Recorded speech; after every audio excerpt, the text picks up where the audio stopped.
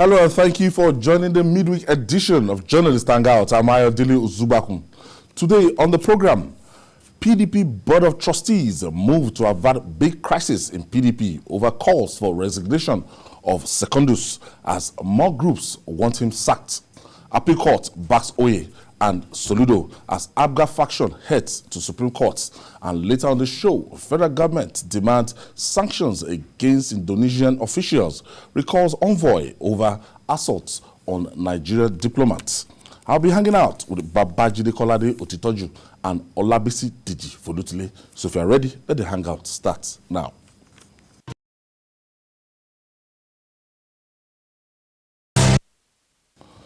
Thank you for staying with us. Before we go into the discussion, let's talk about tourism development.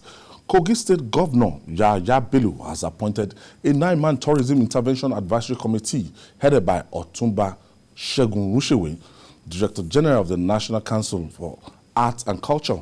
According to a statement from the Office of the Secretary to the State Government, Folashade Ayade, the appointment takes effect immediately and reaffirms Governor Bello's determination to transform culture and tourism in Kogi State. Otumba Rushewe, it has always been there. Yes. Consistent over time. Yes. And this is like a good catch. Yes, the governor made a good choice because this is what he still does for Nigeria. He made his mark in tourism. Now he's our #1 culture icon in our country today. You saw what he did during the COVID, the APGA of the COVID-19 crisis, when he got journalists to put on face masks made from Adire, instead of using imported fabrics. Adire that is produced. And that became like a fashion trend. Yes, we saw people going up and down wearing Adire and using, wearing the same material made from the same material. So it's something to be happy about. As I've said before, this governor appears to be a born-again governor during the second term. And some of us have said to him, if you keep working, you have our support. It's not, my support for anyone is conditional. And I don't have permanent friends. I can turn against my friends today. Tomorrow we can come back as friends again. As long as you are doing the right thing, people will applaud you. We are seeing evidence that this second term will not be like the first term. And I did ask him that question during that interview. I said, why are we seeing a good number of projects this time? And the governor said during the first term, there were insecurity issues, distractions here and there. So now we are seeing him doing some things that we are not seeing. And those controversies for which he was signposted, we are beginning to see clear signs that the perception managers working with him, they are doing a good job, because you are seeing Yaya Bello moving away from controversies that dogged his first term and is now becoming a much focused person. So for him to have gone for Otumba, who is the best in that industry now, honestly, it is not a surprise. That is a good choice, and I hope that he will be able to, I'm confident that he will deliver for the state, while also not taking his eyes off the appointment that he has at federal level. The National Council of Arts and Culture. Yes. Olabisi, when you look at tourism, it's something that we've not maximized in Nigeria, and maybe because of the state of insecurity, but we have good tourism potential when it comes to tourism. If you go to places like Dubai, everybody in the world wants to go to Dubai, and they make the bulk of their money from tourism. Yeah, if you even look at Lagos too, each time I pass through the third mainland and I see the waters wasting, I just wonder that these are things that we pay lots of money to enjoy in other parts of the country. You know that if you travel out of Nigeria, they make use of their sea very well. Their waters are well used.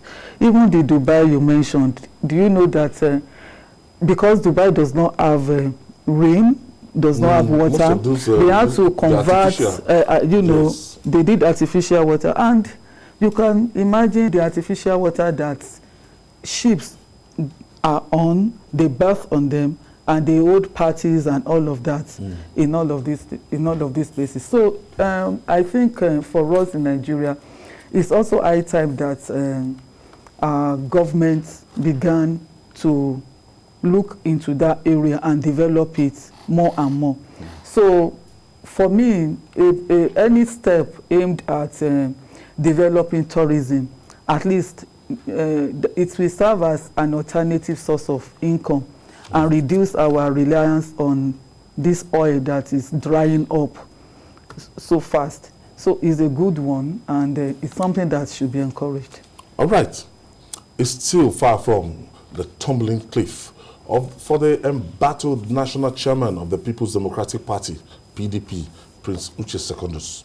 While the PDP Board of Trustees has resolved that Secondus be allowed to retain his seats, it's called for National Convention to usher in new party leaders latest by October. But some blocks within the party insist Secondus must be sacked for mismanaging the affairs of the party, which culminated in the loss of 3 governors. Let's share the story on the build-up to the crisis with you.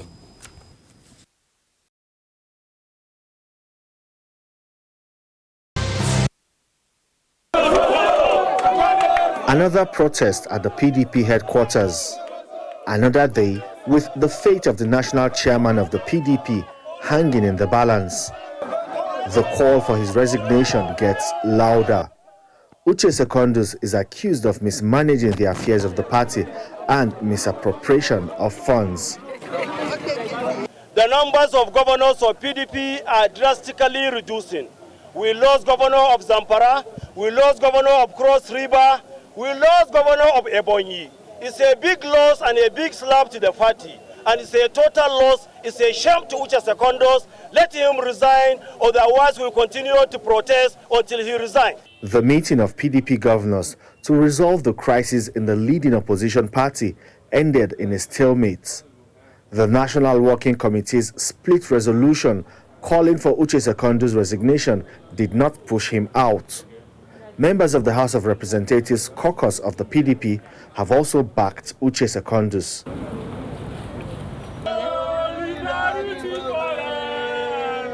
Another protest again.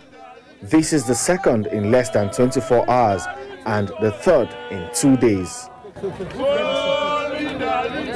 This time it is a peaceful protest in support of the troubled chairman of PDP and an endorsement of his continued stay at the helm of affairs. This group alleges that some money bags within the party are desperately plotting to seize the reins of power. First in the history of PDP, and that is why we are saying that Secondus should complete his tenure. And also, he has the capacity to lead the party to another victory, and he has the constitutional right to seek for another term. Say Secondus. The Board of Trustees of the PDP is still undecided, but they are also more concerned about the recent drive to register 40 million Nigerians as members of the party and remain committed to keeping the PDP united.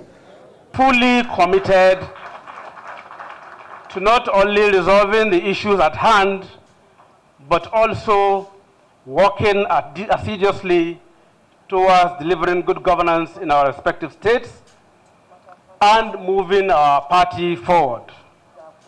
Speaking on behalf of my colleagues, we have resolved, we are committed to remaining in PDP. One thing I want to assure all of you is that PDP is a party that belongs to everyone. And PDP is a party that can reinvent himself at all given times. So nothing will be difficult to resolve. And we are on the pathway to bring Nigeria good news of peace that will reign in this party. For now, Uche Secondus may enjoy the moment until all members of the party's hierarchy unanimously agree to pass a vote of confidence on his leadership or show him the way out.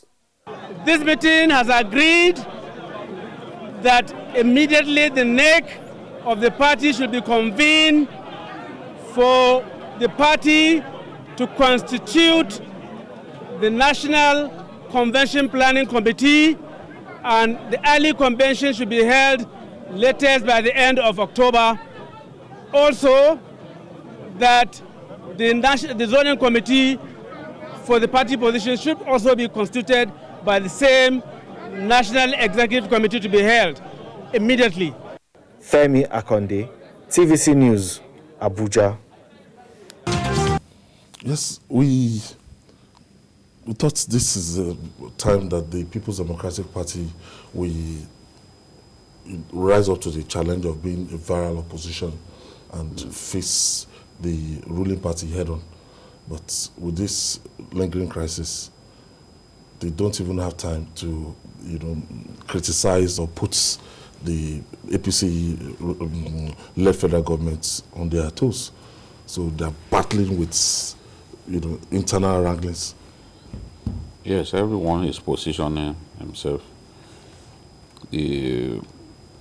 All the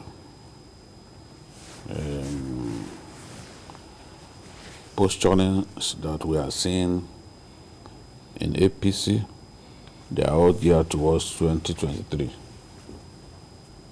What we are seeing in the PDP too is also geared towards gaining a strong foothold ahead of 2023.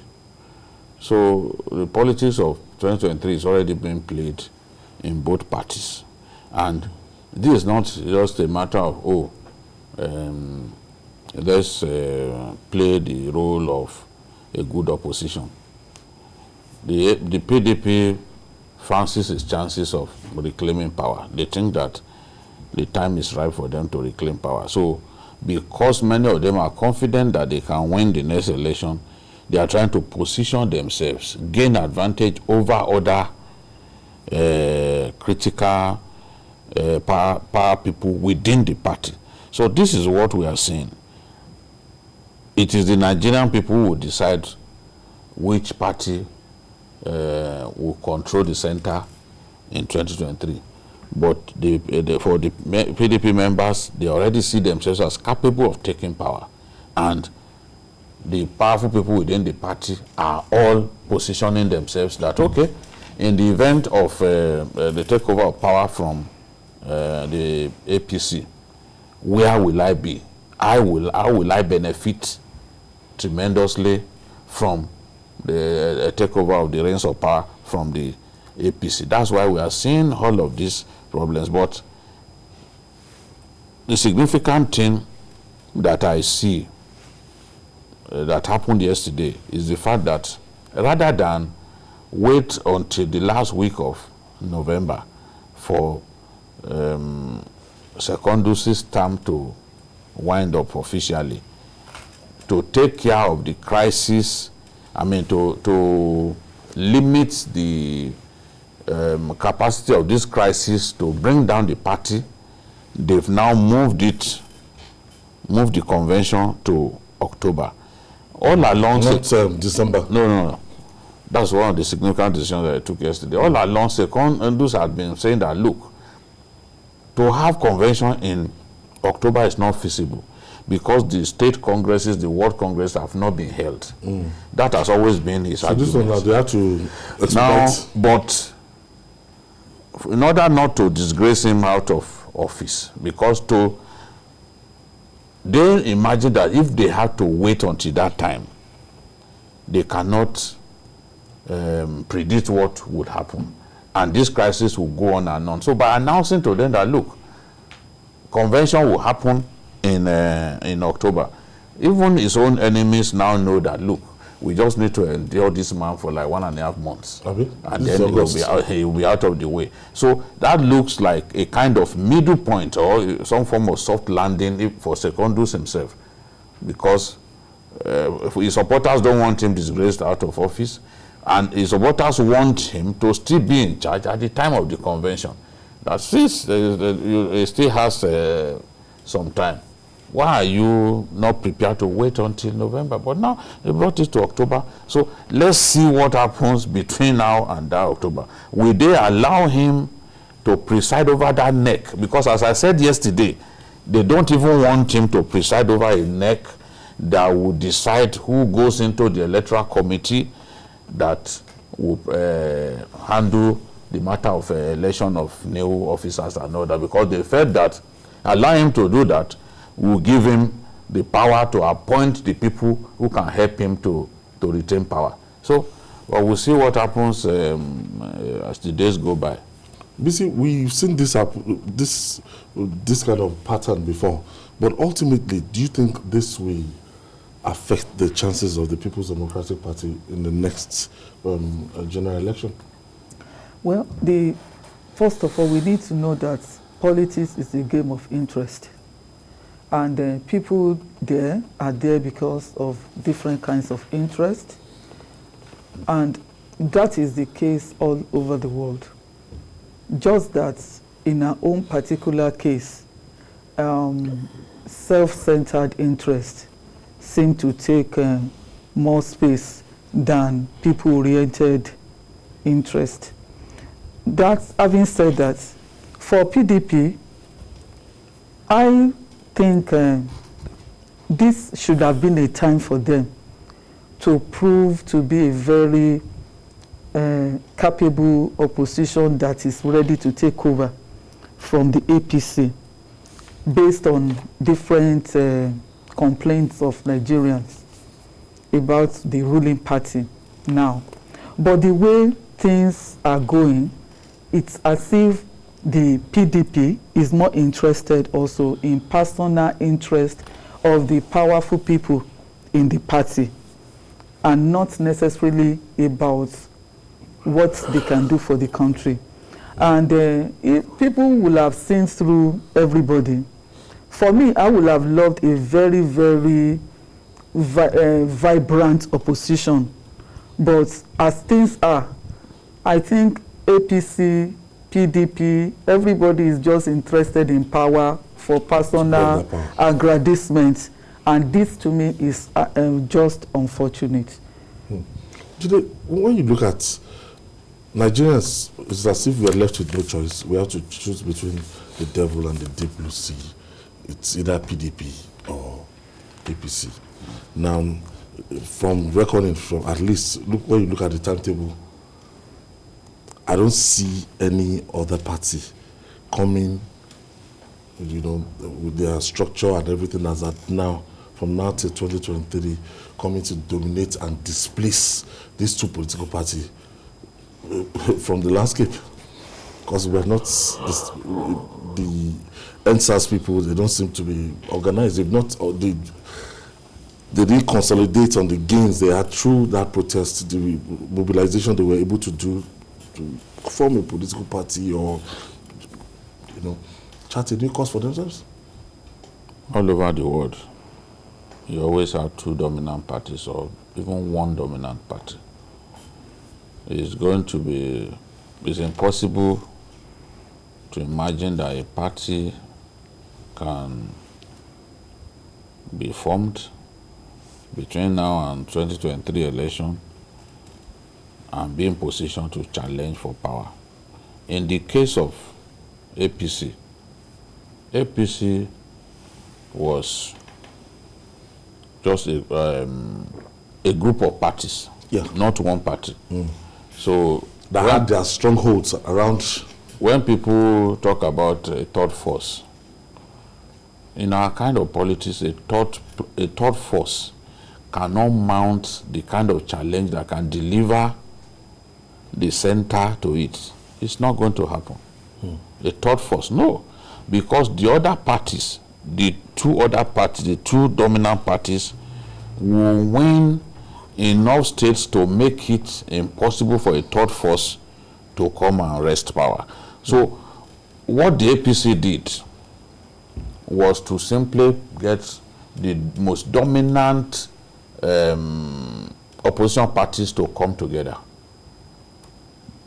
AMPP, then ACN, or Alliance, AC, they came together. These were parties that had won states. They had won elections on their own.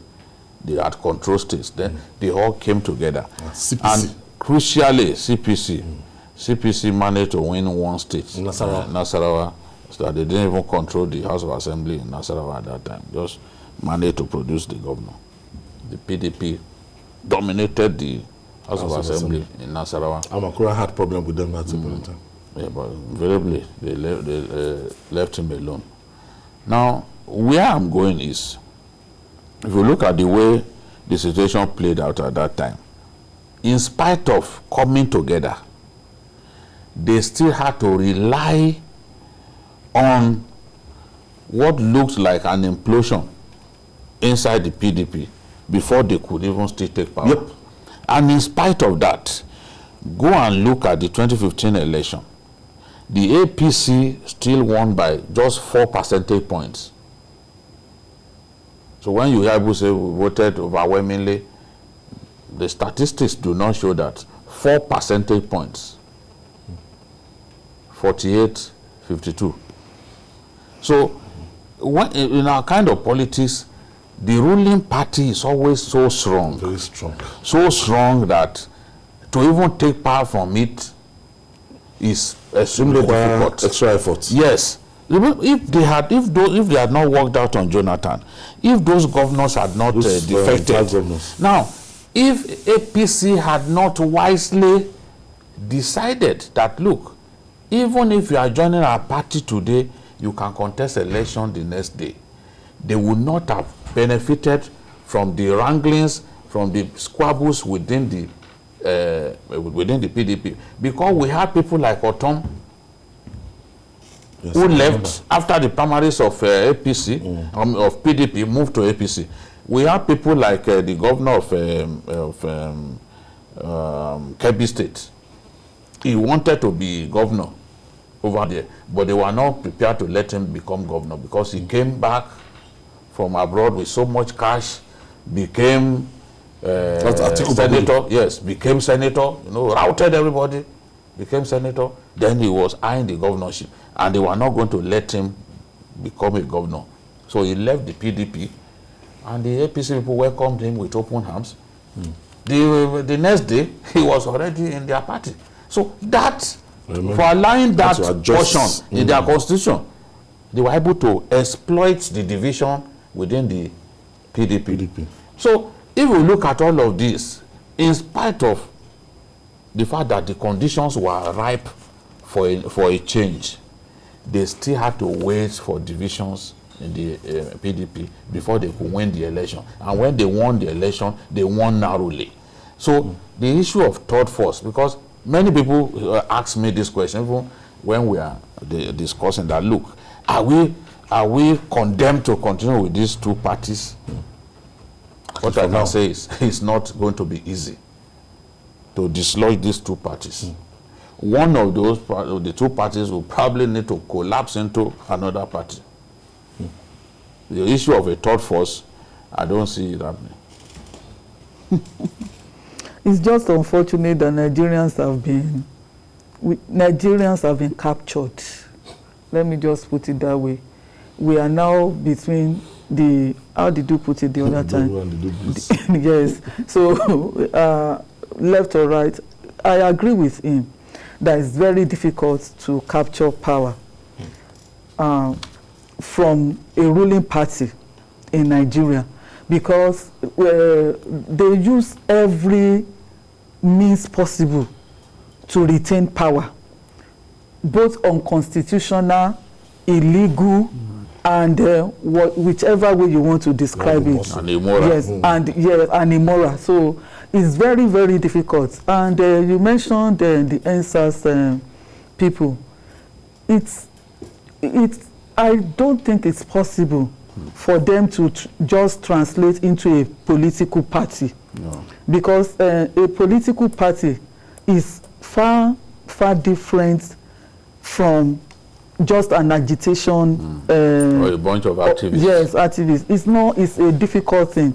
I think the best they can do is just to put government on its toes. But to transform into a political party is a bit tough. I think it's even possible for them if they are better organized. They can start from the local government. Yes. That's what happened in South Africa. In 4 years. That's what happened in South Africa. Because the smaller parties, they were able to snatch, during the municipal election, they were able to snatch some seats from the ANC. Even where the Nelson Mandela Bay, where the ANC had dominated for years. In the municipal elections, those small parties were able to snatch. It was unheard of. But you have to start from somewhere. You can see how Malema is going. You know? So you have to start from somewhere and they may just get there. Afolabi is calling us from Lagos. Hello. Yes, thank you for staying with us, Afolabi. Thank you very much. I greet you, Babajide, and Deji, and you too, Ayo. All right. You see, I want to comment on the PDP issues. You see, there is one thing people fail to understand. When the Secondus were elected, it was elected through the convention properly, yes, for which most of every constituents were nominated from the grassroots, and the grassroots also came to the national convention to elect him. So by that, he has a very strong root, making him to be more stronger. That is why I like the step that the Board of Trustees took. They really make a wisdom stand for doing it, that except convention were taking place before they can remove Secondus. Okay, thank you, Afolabi. We'll take this break. When we come back, we'll talk more. It's still Journalist Hangout. Stay with us. Don't go away.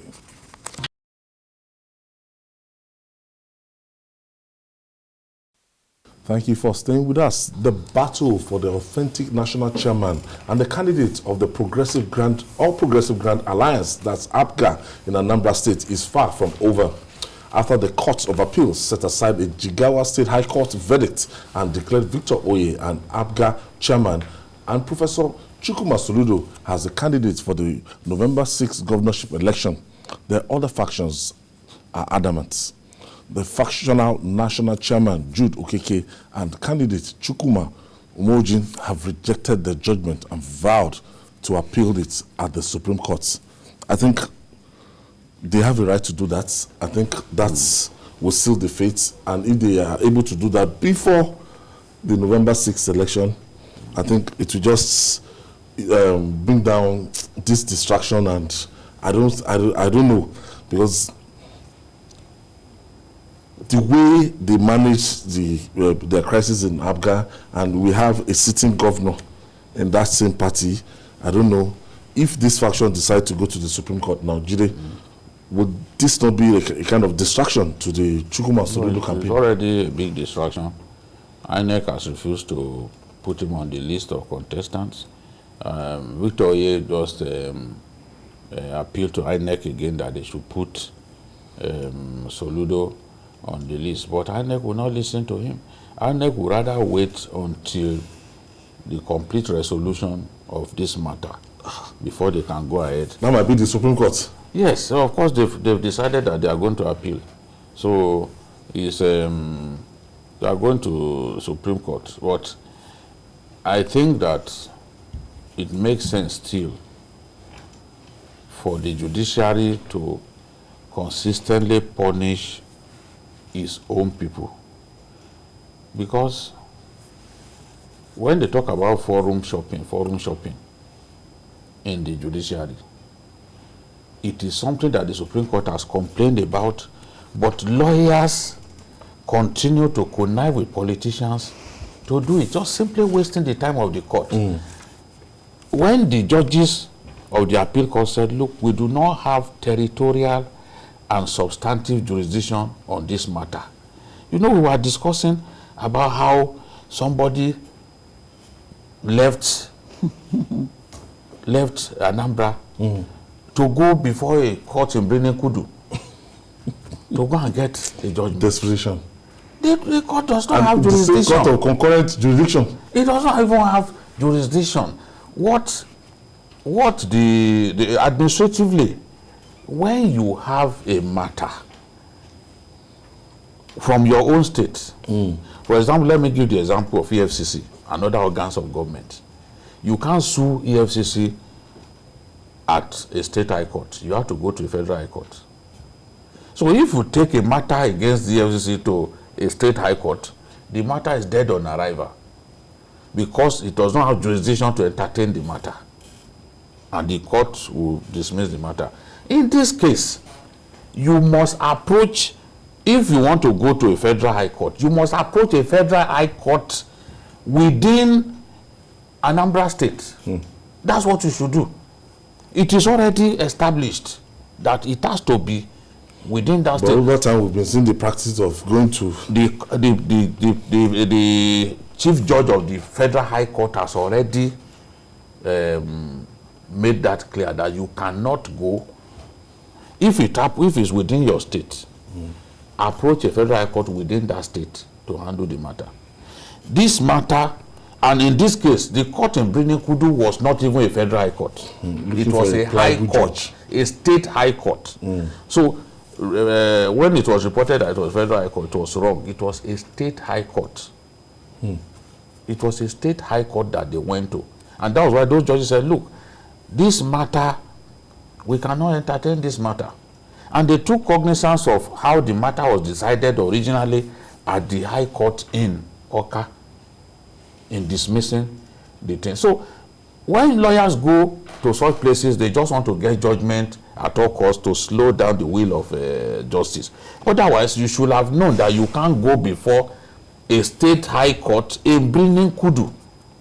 You can't even go before a federal high court in Birnin Kudu. You have to go, if one, none of the parties to the matter is resident in that state. It's one of the things, even if it's a federal high court, is one of the issues that they will look at. Are they the headquarters of the party? Is it in Jigawa? No. The people that are involved in the matter, are they resident in Jigawa? The answer is no. Lawyers know this, but they choose to just do what they like, take money from politicians and simply do what they like. You see, when you look at the way politicians they behave, there's nothing called party interest. This APGA is like the only legacy left of Chukwuemeka Ojukwu, and this is the only state that APGA is holding sway, and APGA is very, very popular in Anambra State. But the way these politicians are behaving, the way the gladiators are behaving, it's as if we should just, smash everything and let the party go down, pull the roof on anybody. I think the person that is in the center of the matter here is actually Soludo. All these intra-party squabbles about different factions is actually against his candidacy. And for me, I look at it beyond APGA. I'm also looking at a situation where some people that want to actually bring down, a rival party is at work here. They want to benefit to bring down APGA, because they know that the candidacy of this Soludo is likely to win in that election. So I'm not seeing APGA alone. I don't know if you understand what I'm saying. Yes. I'm looking at a lot. Unknown hand, unseen hands. Unseen hands from outside are working against his candidacy, and how would they achieve it? They have to just go through these intra-party troubles. But I also think that INEC should come in. I'm thinking that INEC should obey the judgment of the appeal court, because election is November 6th. And if you want to wait till the Supreme Court gives its verdict, what if the Supreme Court gives verdict in October? Does it mean that Soludo will now start? In 2007, which is also part of the game. So does it mean that the man will now start campaigning in October? How much of a campaign can he do, and what can he exactly? That's what they want to achieve, so, to distract him, so that he will not be focused on the... It's clearly the man to beat, no doubt about it. And APGA has retained leadership in that state via 2 governors. Obi, 8 years. This governor too, 8 years. So APGA is the party to beat.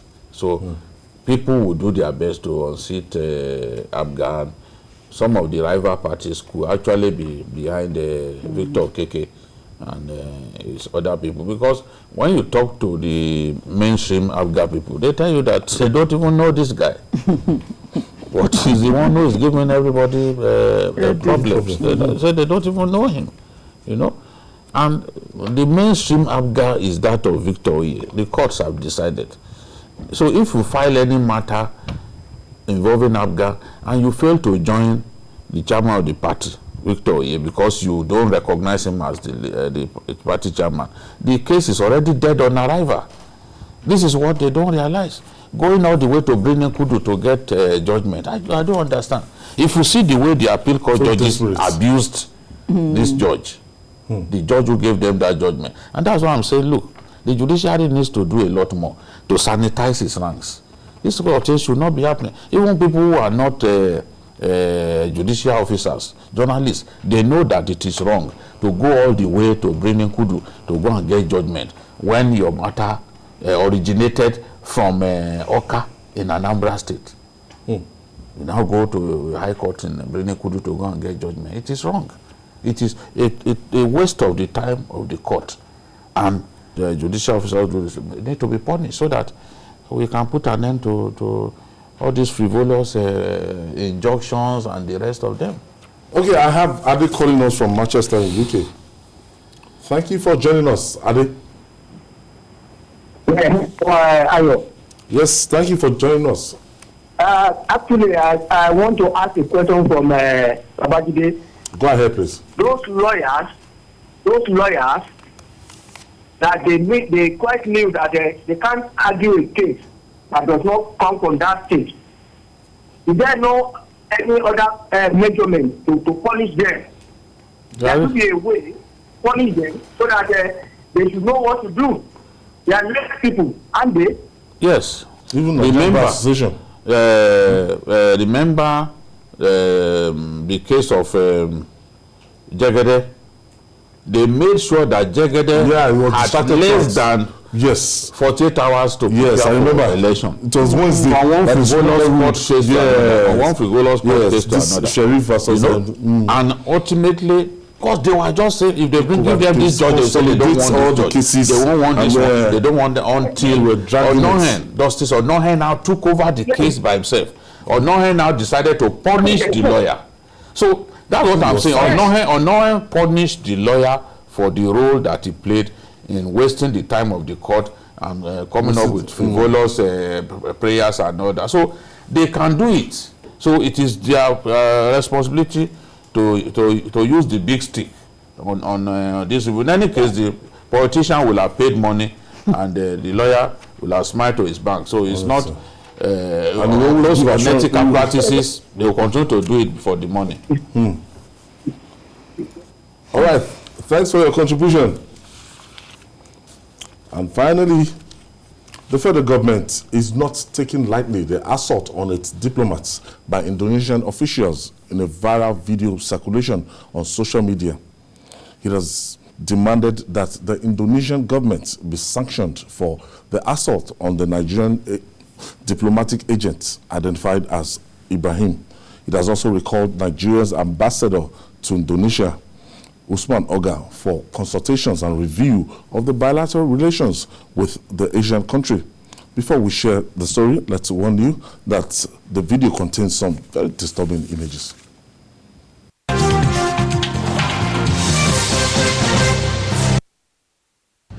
Hey, Mau. Mau dipegangin deh, nane. Yeah! Kacau mau. Yeah! Hah? Yeah! Yeah! Yeah! Yeah! Yeah! Yeah! My leg! No! I can breathe! No! I can breathe! You want that? I can breathe! Huh? No, Indonesia, man! Huh? Come Indonesia!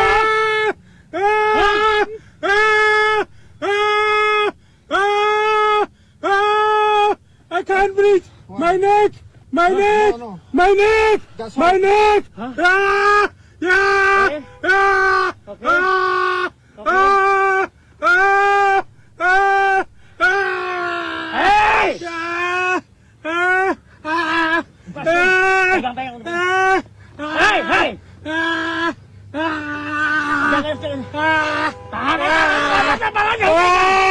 Hey! Hey! We received a full and comprehensive report from the Nigerian ambassador in Indonesia, which we have studied and reinforces our previous position that there was absolutely no justification whatsoever for this treatment, for this kind of behavior against not only a diplomat, a Nigerian diplomat, but even if it had taken place against any Nigerian citizen, it was totally unacceptable.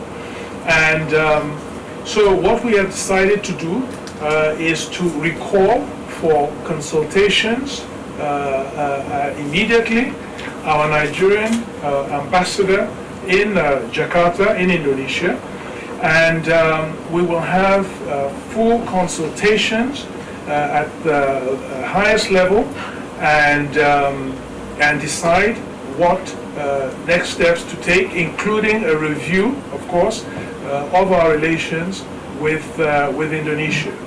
We have also requested the Indonesian government to take severe and appropriate sanctions against the immigration officials that were involved in this act of brazen criminality. So this is what I wanted to share with you, and to assure you and through you the Nigerian public that the Ministry of Foreign Affairs is taking all the necessary steps and strong steps too, and assures the Nigerian people that we will rigorously and robustly defend the interests of Nigeria and Nigerians anywhere in the world. And we call on you all to remain patient and calm as we get fully to the bottom of this, for our ambassador to arrive and for consultations to take place, and we assure you that an appropriate response will be forthcoming.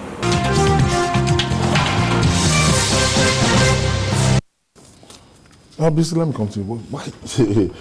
Why do they treat Nigerians this way? I think it's also... This is meant to be a diplomat. Well, there should be a level I like what the minister said, that not just even a diplomat, any Nigerian whatsoever, there is no reason why any human being should be treated like that. But at the same time, I think this is deep. I'm just imagining, as wicked as these people are, can they handle an American like that? Can they treat a Briton like this? Would they met this same kind of treatment to an American citizen? Not to talk of a diplomat. Not to now talk of, so I think this is a reflection of the way we are seen outside. We are too many there. Our problems are too many here. We are all over the place. We just we just want to disappear. But this one is on a national assignment. It's just unfortunate. It's just unfortunate. But I also think that I expect Nigeria to also have taken a more drastic step than the step it has taken already. Because in international laws, there are things that are expected, treatment you are expected to mete out to a diplomat. Okay? Now, I don't know the status of this particular envoy. We call them diplomatic agents, but I'm not sure if this man is the ambassador. He's not. He's not. Now, even if he's not, the fact that he's even a member of the diplomatic corps gives him certain immunities. Okay? And especially when in the course of his duties. For example, he's not supposed to, his immunity excuses him from criminal jurisdiction of the host country. He can't be prosecuted no matter how serious the offense is, unless the country that sent him to that place decides to waive the immunity clause for him. You get it? So it's not even just the diplomats that are protected. Their family members are equally enjoy certain levels of immunity. So, and I'm sure that this man must have told them that he's a diplomat. He must have told them something. Maybe they thought he was lying. And there should be a way they could have confirmed if instead of handling in this way. So I think it's really bad that it's safe. I expect Nigeria, for example, to follow the principle of reciprocity and take an action immediately. Maybe just send back the Indonesian ambassador to Nigeria back home. Julian, I think something drastic should be done. He should have done something drastic then. The way we can now actually was speaking tough. I think we should follow it up. We should back it up. You know, the problem is that we don't always back it up with action. We speak English, and then it ends there. The last time South Africa tried to mess with Nigeria, I remember it was during the Goodluck Jonathan years, when they deported some Nigerians illegally. We responded by deporting their own embassy staff. We sent them back home. And then they realized that they had much more to lose in a conflict with Nigeria, because there are how many Nigerian companies are in South Africa? Well, they have a lot of investments, a lot of their own big companies here. MTN, their biggest market is Nigeria. MTN alone accounts for more than 50% of the telco business in our country. So they had to calm down, and they showed us respect. I've forgotten the name of that ambassador. Is dead now. That, I think, from Ogun State, who was our ambassador during that time, towards the tail end of Jonathan's regime. So that's how we should respond. If we choose not to respect us, then we will demand that respect. We will demand that respect. You can't treat... what I heard was that he was not with the stag. And you know, they really trust us. They really trust us. So if you say, oh, you're a diplomat, they probably will not believe. They say, oh, he's a liar. You know? Because of some of the negative things that our people go to do there. Do drugs and all that. So they were doing a routine roundup of illegal migrants. And then they chanced upon him. But once he has said, look, I'm a diplomat, this and that, they didn't have to go to the extent as if they wanted to decapitate him. You know? So what if he had died in their hands? Because if you treat an American like this, the video goes viral and he dies in your hands, you will never try it again. You will never try it again. They can send submarines to the coast of Indonesia just because of that. So, and they know it. So, well, Nigeria deserves respect. Countries that we have bilateral relations with, they shouldn't be treating our people shabbily. They shouldn't. Nobody deserves to be treated like an animal like this. I'm telling you. That green passport does not command respect. Immediately, if you are spotted in any queue to the arrival hall, immediately you're spotted with that green pass, they will ask you to step aside and the scrutiny will start. Remember when they used dogs to sniff Wole Soyinka? Nobel laureate. They sniffed him, they sent dogs to sniff him. So, what do we do? Well, I think charity begins from home. The earlier we start doing things that will make us to be respected, the better for us. The onus is still on us to make you, because people will see you the way you present yourself. Yes. And that is very important. We need to, yes, so we need to stay home. Yes. Apart from even staying at home, I think also the way we also handle our issues here. How many Nigerians are treated in worse manner than this man, even in our own land? So how do you now expect outsiders to now respect our rights? All right, I have to leave it there. Yeah. Thank you so much, Olabisi Dejifodutile. Thank you for your contribution.